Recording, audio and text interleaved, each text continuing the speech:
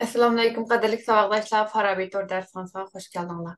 Bugün hazırki zaman Uyghur til dersimizin ikinci dersiga başlaymiz. O'tgan soatda Uyg'ur til tarixi haqida qisqacha to'xtalib o'tgan. Bugundan boshlab Uyg'ur yoziq tarixi haqida to'xtalib o'tamiz. Uyg'ur yoziq tarixi haqida to'xtalishdan burun yoziq haqida qisqacha tushuncha berib o'tamiz. Yoziq tilni xotirlaydigan yozma belgilar sistemasi. Yoziq tilning so'zlash, anglash sistemasida muqimlashgan belgilarni yezish ko'rish sistemasiga aylantirishning mas'uli. Har qanday yoziqda yozma shakl, ohang, ya'ni tovush va tinish belgilari va ma'no qatorliq 3 omil bo'ldi. Bularning ichida yozma shakl yoziqning asosiy omili hisoblanadi. Har qanday bir yoziqda tövəndəki ikki alaylik bo'ladi.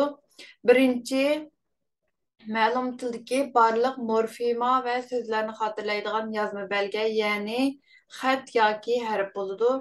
İkinci yezish qoidasi, yezish tartibi va yezish yo'linishi bo'ldi. Ya'ni buningga bir misol olsak, Uyg'ur tilining imlo qoidasi bo'ldi, yezish tartibi bo'ladi va yezish yo'linishi deganda o'ngdan so'l qarab yozildi. Bu hamma tillarda bo'ladi, ya'ni hamma yoziqlarda bo'ladi.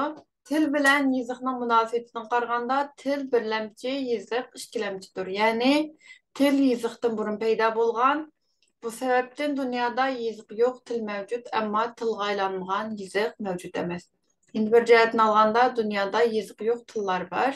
Yoziqning tuvandikidek 4 roli bor. Birinchi, yoziq tilning makon va zamon jihatdagi yetisizligini to'liqlaydi, ya'ni yetarsizligini to'liqlaydi. Ikkinchi, yoziq insoniyat jamiyatining madaniyatga qadam qo'yganligining belgisi. Uchinchi, yoziq adabiy tilning shakllanishi va qalblashishining muhim moddiy asosi. To'rtinchi, yoziq fan madaniyat o'rganishning quroli. Dunyodagi yoziqlarning nopus va yer maydoni bo'yicha tarqalishi tuvandikda ko'rsatilgan.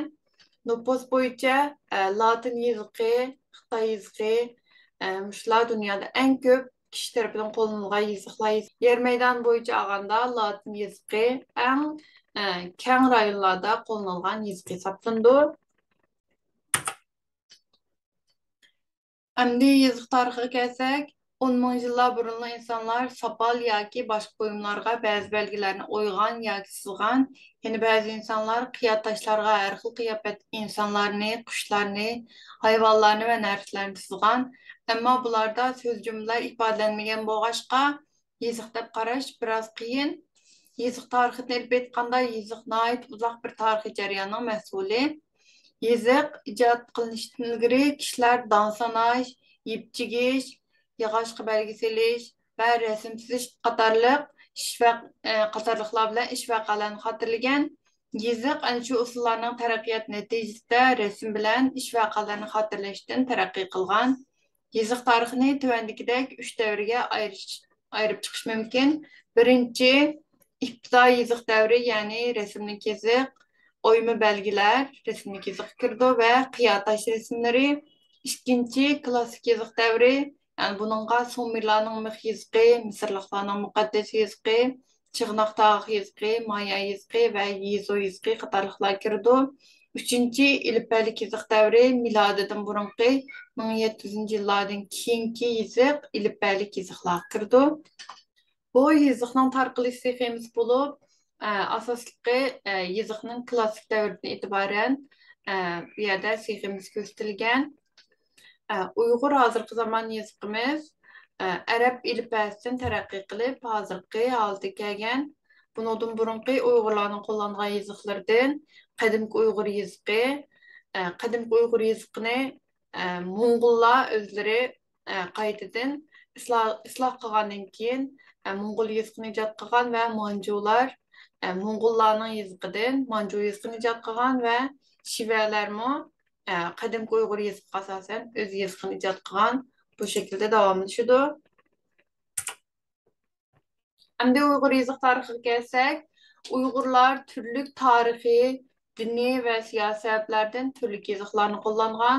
Hozirgi topilgan materiallarga asosan tadqiqotchilarning aniqlash bo'yicha Uyg'ur yoziq tarixi 6-asrlar atrofida boshlangan. Uyg'urlarning umumyüzlük və sistemlik yazı qo'llagan davri Köktürk xalqining ikkinchi davri, ya'ni Sharqiy Köktürk xalqi davriga to'g'ri keladi. Bularning ichida eng baldur o'rnatilgan mangu toshlardan Kulichur mangu tashi, Ungün mangu tashi qatorliqlar bor. Uyg'urlarning qo'llagan tunji yazıqi Orxun yazıqi, ya'ni Köktürk yazıqi, Türk xonligi va Orxun xanlığı davrida qo'llanilgan, ya'ni 6-asrdan taxminan 9-asrgacha Orxun yazıqı, ya'ni Köktürk yazıqını qo'llangan.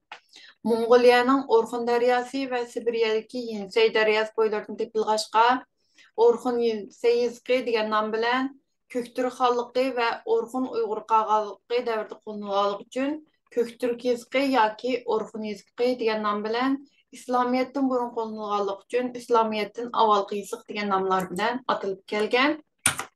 Orxun yazıqida yozilgan teksti eng uzun bo'lgan va eng ko'p tadqiq qilingan mangu toshlardan Bilgi Qağa mangu tashi, Ko'ltekin mangu tashi va Tunyoq mangu tashi qatorliqlar bor. Bundan boshqa Çorum mangu tashi, Ungün mangu tashi, Kulichur mangu tashi, Moyinchur mangu tashi, Tariyat mangu tashi, To'qqiz Uyg'ur Qağa Töhpe mangu tashi, Suji mangu tashi, Büyük Qağa mangu tashi qatorliqlar bor.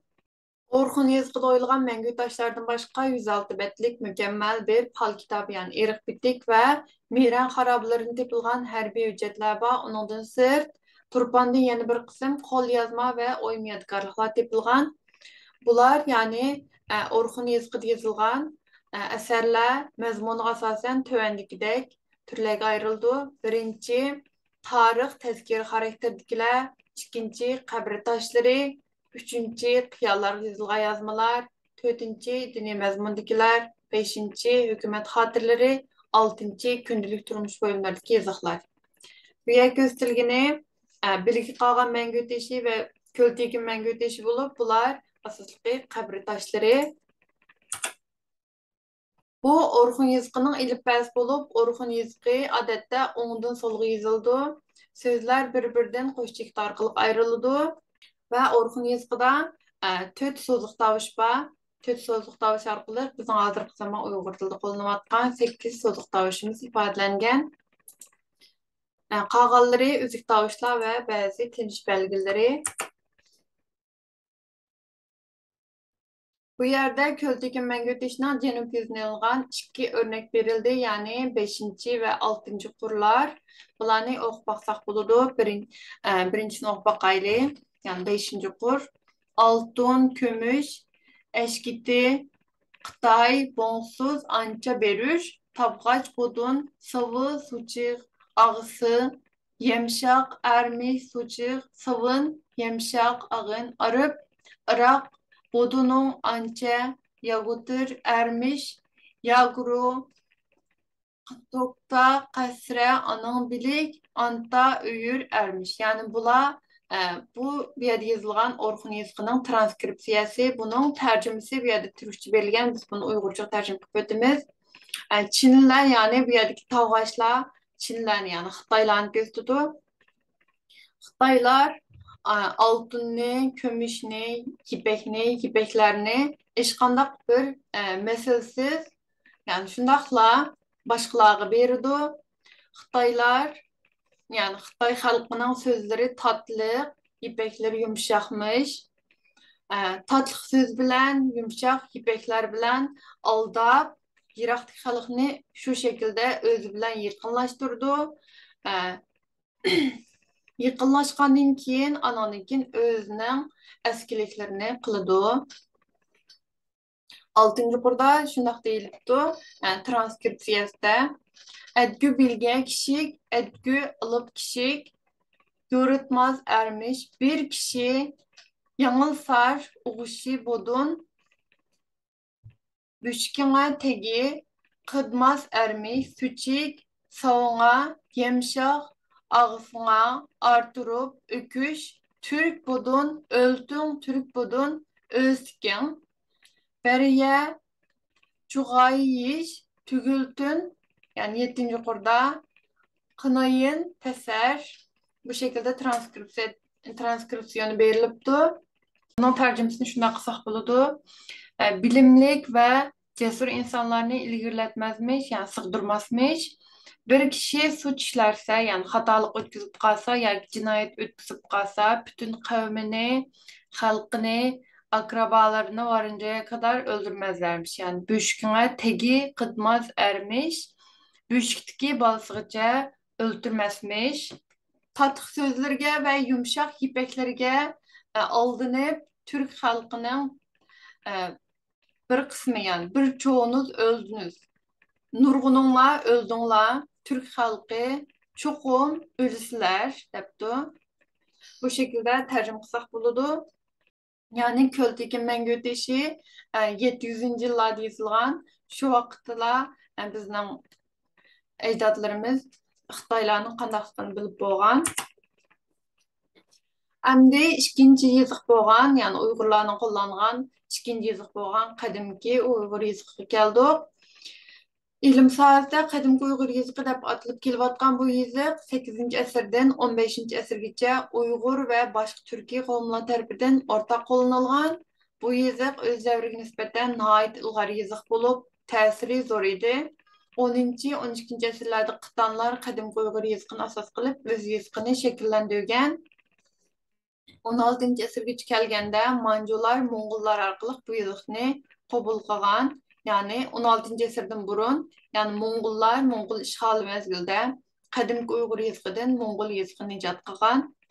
Undan keyin Shibalarmi bu yeziqni qabul qilib, hozirgi Shiba yeziqini shakllantirgan. Bu yeziq taxminan 8 asrdan boshlab qo'llanilishga boshlagan. 9 asrning o'rtalariga kelganda Türkistan rayonida keng qo'llanilgan. 13 asrdan 15 asrgacha Altın Ordu xalq tarafidan qo'llanilgan. Gansu Tebeski Uyg'urlar 17 asrgacha qo'llanilgan. Demak, bu yeziq 1000 yildan ko'proq vaqt qo'llanilgan. Ya'ni qadimgi Uyg'ur yeziqidan Mo'ng'ullar isloh qilib qo'llangan yeziqni hozirgacha qo'llanyotidi.